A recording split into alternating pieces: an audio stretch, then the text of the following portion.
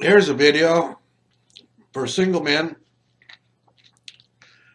Single men, no children. You got family, but you live your life and they live theirs. You don't see each other too much. You keep in touch once in a while. And you're sitting home alone. And you want to know what that life after 70 has in store for you. You're still healthy. You got a little small income. Or you might have a larger income. You're pretty much a loner. You go where you want to go and do what you want to do. You might like to have a woman in your life. Or a little more excitement. You can have a woman. If you want an American woman, you can meet them through friends, church, grocery store, or the senior center. Meeting an older woman your age, you got to have an open mind. You got to really like the type of person in that age bracket. And if you don't, there's other alternatives. There are women younger than your age that like older men. American society kind of frowns upon it. You can't get a real young one in the U.S. You don't really want a real young one anyway. There's nothing in common. If you're 70, you need one at least 60, 65. That's probably about the youngest. USA women. But you can have foreign women, South America and Asia, Africa, depending. They'd love to have a man like you, especially if you got over $1,000 a month and you go into a country that's got a low income. You can live okay, and you can live pretty good on both of them. With both of you, because usually in those countries, cost of living is a little less expensive. All the amenities of the USA are not there. You might have a nice 3-bedroom house. You won't be living in one in some other country. I'm talking third world countries. I'm talking small jungle towns, Philippines, Asia, Vietnam, Cambodia,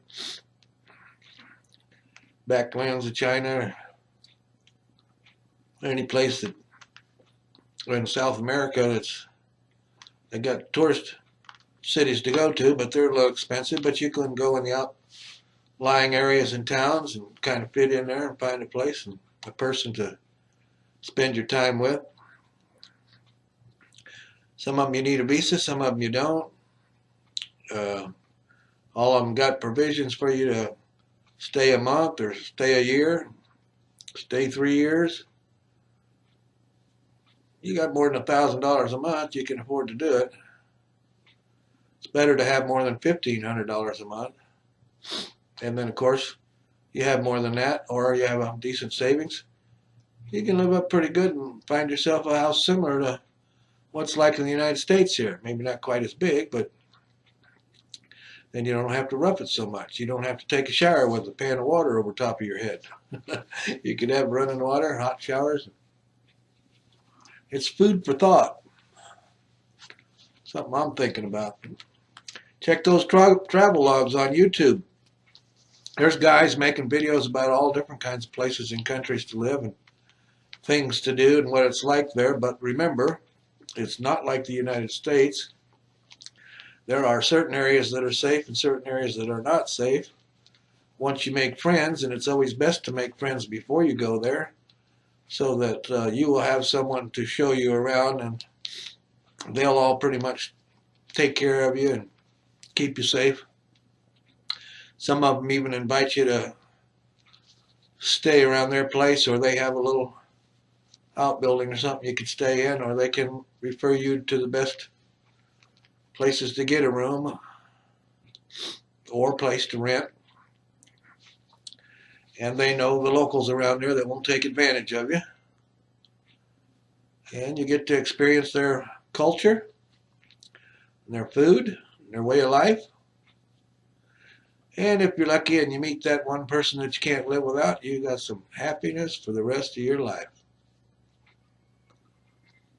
Now the thought came to my mind, and I'm kind of weighing the consequences, and I'm looking at all these travel logs on YouTube, and I'll pick out a place. I have a couple in mind already. I'm going to take a vacation wherever they let you stay the longest without a visa, and see what that area is like and see what happens. That'll be some future videos too. You can stay tuned for them and watch them. So this is just food for thought. If you want to get out, you can always get out. Like I always say on Life After 70, it's now or never, so just go do it. Okay, see ya.